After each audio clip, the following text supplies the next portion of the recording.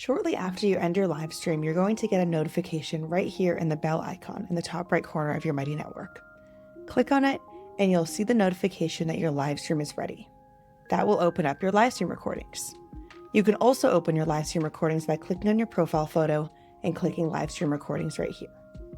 From there, you've got a couple of options.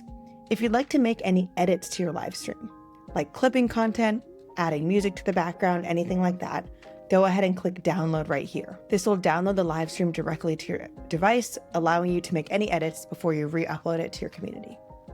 If the live stream went swimmingly, you can also go ahead and post it directly to your Mighty Network by clicking create an article.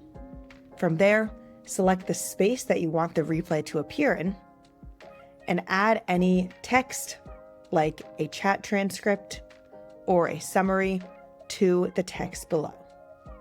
Speaking of chat transcripts, you can go ahead and download it by also clicking on that three-dot menu and then selecting download chat transcript.